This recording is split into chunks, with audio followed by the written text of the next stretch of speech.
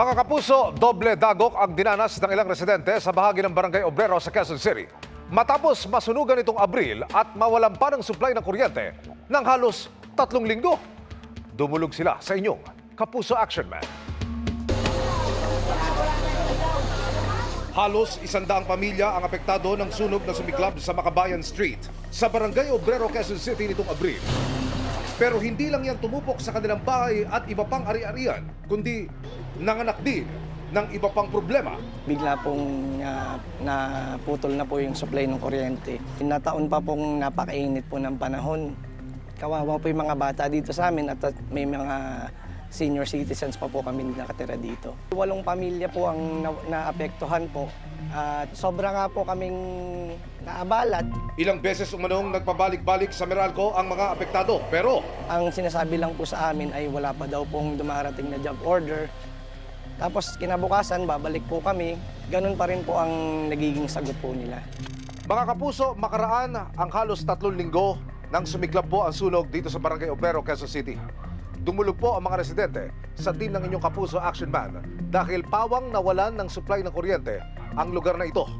Agad na umaksyon ang inyong lingkod at idinulog natin sa Meralco ang problema ng ating mga kapuso. I'd like to seek their understanding na hindi naman din kasi talaga po agaran yan. We have to make sure na safe at magiging maayos yung pagbabalik ng serbisyo ng kuryente. Otherwise, we might be compromising yung safety po ng community. Nagsagawa na ng kaukulang clearing operation sa lugar ang kumpanya. At ngayon, balik na po ang kuryente sa lugar na ito. Maraming salamat po kay Mr. Emil Sumangil at natugunan po yung panawagan po namin na magkaroon po ulit ng supply ng kuryente dito po sa compound namin. Mission accomplished tayo mga kapuso. Para po sa inyo mga sumbong, pwedeng mag-message sa Kapuso Action Man Facebook page o magtungo sa GMA Action Center sa GMA Network Drive, corner Samar Avenue, Diliman, Quezon City. Dahil sa anumang reklamo, pang-aabuso o katiwalian, tiyak may katapat na aksyon sa inyong Kapuso Action Man. Mga kapuso, mahalagang bahagi ng birth certificate ang citizenship ng isang individual. Pero paano kung mali? Tulad ng nangyari sa isang padre de pamilya. Idinulog niya yan sa inyong Kapuso Action Man.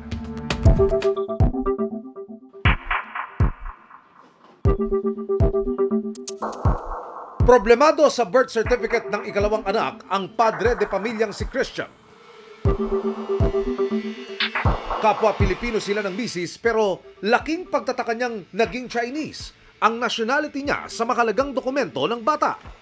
Ngayon lang din. Kasi hindi naman naman ipansin eh. Kasi okay naman eh. Yung inisa-isa ko na, doon ko siya nakita.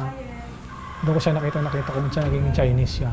Kaya siyempre nabigla rin ako kasi pagtingin ko, siyempre medyo may kalabuan kasi mata ko. Nakasaad din sa birth certificate ni Christian na parehong Pilipino ang kanyang mga magulang. Ang tansya ko doon sa pagkakamali ng mga naging code siguro yun. Ayoko naman na magkaroon ng problema yung anak ko kung sakasakaling wala na ako. Dumulog ang inyong Kapuso Action Man sa ahensya ng gobyerno na pwedeng tumugon sa naturang hinaing. Ayon sa Philippine Statistics Authority, ang citizenship po kasi ay substantial na entry. So, idudulog na po ito sa korte para maitama or mai-correct. No? Kahit sinasabi nila na clerical man ito. So, hindi po ito covered doon sa Republic Act 9048. ano ang ugat ng mga ganitong pagkakamali po? Well, number one, negligence na rin siguro sa nagpe-prepare or doon din po bibigyan din natin ng responsibilidad yung mga informant or yung registrant na tingnan mabuti yung mga entries para tama yung mai-record sa register. Payo ng PSA kay Christian. Magpa-advise sila sa lawyer kasi kailangan na silang mag-file ng petition sa korte. Sa ngayon ay nalinawan na si Christian hinggil sa proseso.